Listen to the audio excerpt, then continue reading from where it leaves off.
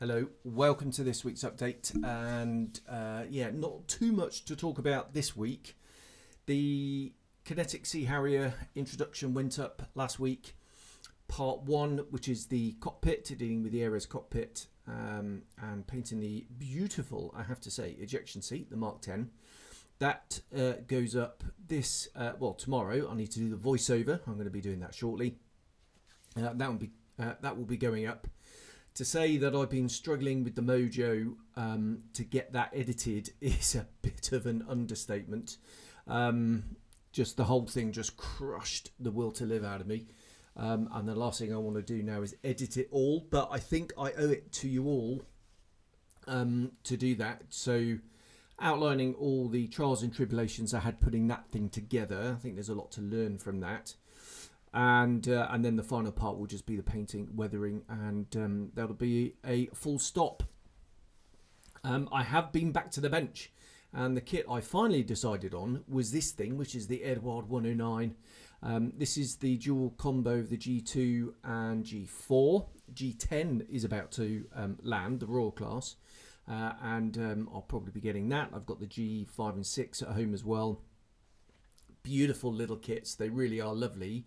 Absolutely stunning. I'm doing this one pretty much straight from the box, actually. In fact, it is straight from the box. I just wanted a quick Mojo build. I can't think of anything else that's I'm going to throw at it.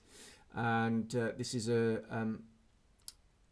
as I said, I'm not videoing this one. I'm just sticking it together. I am taking photographs, and it will appear in a publication that will be coming soon, not a magazine. Oh, yes, I know.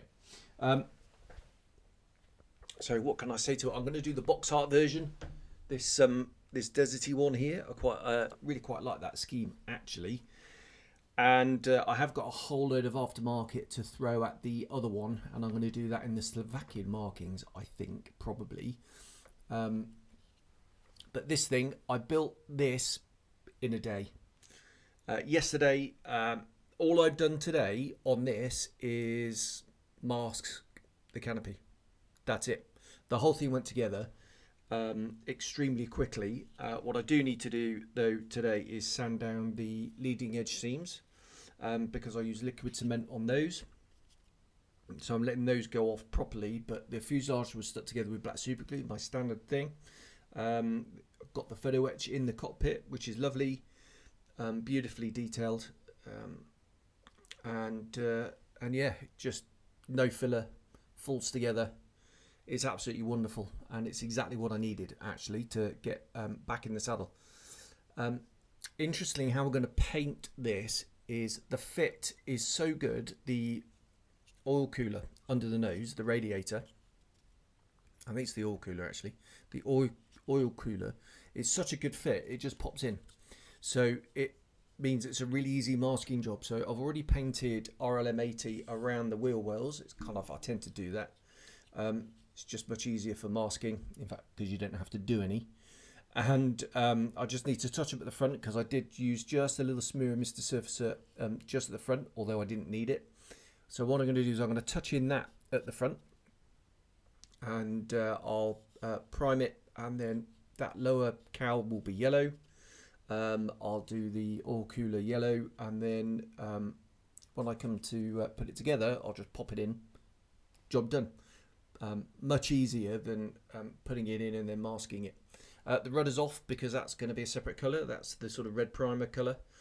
And what I'm about to do after this is I'm going to scan the decal sheet, and I'm going to have a go at making the canopy masks as well. So I'm going to have them on file because I've got some overtrees in the stash. And if I can create a file for the canopy masking, then that'll save me a few quid. There we are. So that's that. Oh, the other thing about masking, actually, I should say, is the carb intake, which has got the filter on it, sand filter. That's a beautiful fit as well. And I'm going to get a much neater spray job if I leave that off and then pop it on after. Trying to spray behind it is going to be really quite diff. So yeah, a few little sort of tips and tricks along the way, and hopefully this will be painted this week. Now I'm going home pop that down. I'm going home on Thursday night. Don't land at Heathrow until it's about 7:30, I think, on Friday morning for a week. I'm going to look after Julie. She's recently had her new knee done. She's struggling a bit, so I'm going home to look after her. And I do have a mound of stuff at home to open, so expect at least one unboxing video next week, which will be awesome. The last of the Sprue Tour videos that I had in the can went up. That's the wonderful Hobby 2000 A4, and that's the Fujimi plastic in there. That's a lovely little thing. Really looking forward to building that. And I'm hoping that Matthew can get to me in time the Laminar Flow Design Spitfire Mark 14 conversion set in 1/48 scale.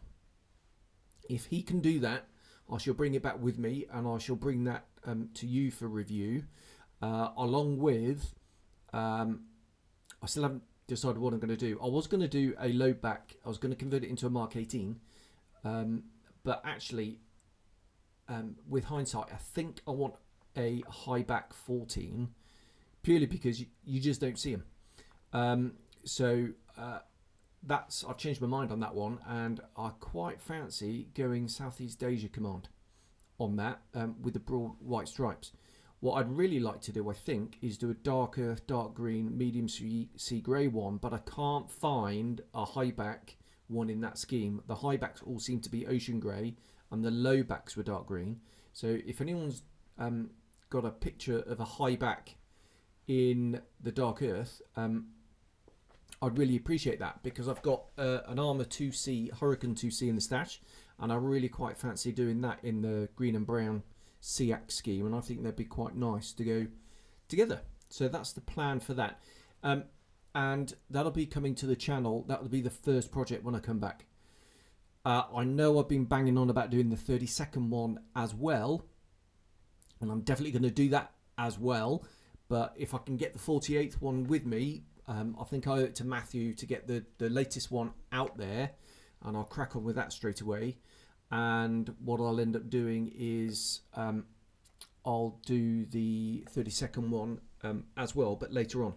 The other one I've got is coming back out with me is the Qatari Spitfire, the early one, which I'm going to do in 72 Squadron, my old squadron, Tucano Squadron. I'm going to be doing 72 Squadron markings for that.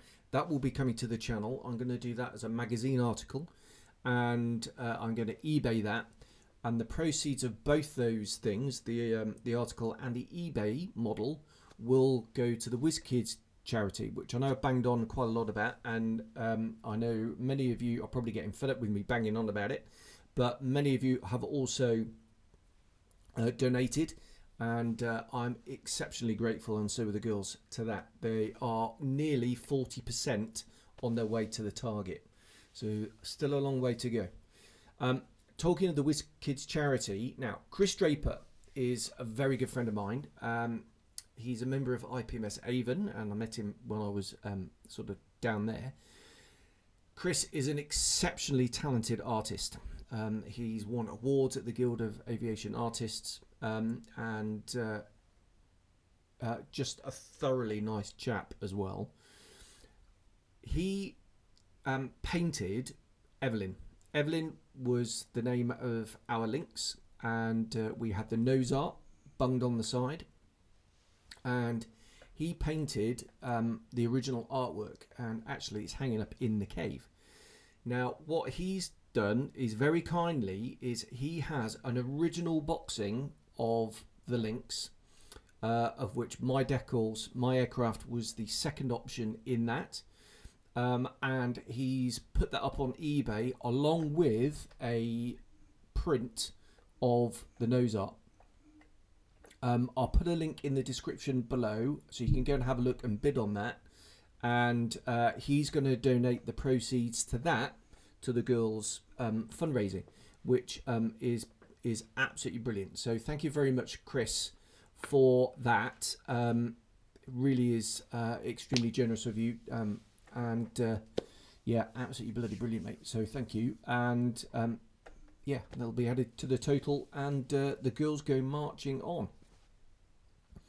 Right, what was I going to talk about? Yes, the news. Not a great deal this week. Right, in no particular order, Clearprop have just released another version of their beautiful 72nd scale Mohawk. This time in sort of test and evaluation colours. The red and white one just looks absolutely bloody stunning, frankly. And there are some army green ones in there as well, but with big areas of red or orange or whatever it is over it. So go check that out. It is just a wonderful kit. Dora Wings have announced the schemes that they're going to include in the separate now float plane version. So I said last week that, or was it last week, the week before, whenever it was, that Dora Wings' Beaver is going to come with skis and floats. And it looks like the floats, I'd imagine, are going to be on a separate sprue, and that's going to be in a separate boxing. So really colourful markings with that. Talking of which, I've got the Dora Wings 72nd scale Norseman sat at home. That arrived. That'll be in one of the unboxing videos. Looking forward to doing that. Never done a Dora Wings kit before, but that looks lovely. And the last thing is a new tool. Well, we think it's a new tool. So Azure From have announced a new tool, we think, 1/72nd scale DB7 in French markings. Now, the French DB7 had different engines, smaller tail, and the surviving orders were taken over by the British. They said it wasn't up to combat use. It's a bit too slow, I think. And I've just been doing a little bit of research. I think they put different engines into the prototype, Cyclones or 1850s or something. I don't know. I can't remember off the top of my head. But Special Hobby are releasing a British version of that. Now, Special Hobby recently re-released their Havoc Boston, and it's old Special Hobby, so it's a little bit limited run. Will take a little bit work to get it together really nice. This says new tool from what I can see, and popping over to Scalemates, it says new tool 2024. It could be that it's a new fuselage and new engines and the old wings and tail and interior bits, but I don't know. I guess remains to be seen. So if anyone there has got any definitive gouge, yeah, pop it in the comments below, and yeah, we'll see, because I really like the Boston. I really hope Hong Kong models scale down their A20 like what they did with quite a few of their other releases, including the B25, which looks a beautiful kit. And I really fancy a Boston. Even though 72nd is my favourite scale, I think 48th would really suit that. And if I won the lottery and set up my own modelling company, I think that's one of the ones that I do pretty early on, actually. Right, there we are. Come to the end of this week. So I'm actually going to sit behind the computer and do a bit of nicky-nacky noo on that. And then I might get back to the bench and get this thing in primer. Hopefully I'll have time. Anyway, as I said, right, nothing in the middle of the week unless anything crops up coming up. I'm going to try and get all the Sea Harrier, the remaining parts all edited and narrated, but I can't promise anything. Like I say, it's a bit of a slog, but I'll see what I can do and get those out to you. I'll bring you pictures of the 109 as well, if I manage to make any progress on that, and then flying home on Thursday, but just for a week, so there won't be too much of a gap, and you can expect some unboxing videos. I do have something from Armour Hobby coming as well, and that'll be coming back out with me. So there we are. Thanks very much for watching, and I'll see you soon. Cheers, bye bye.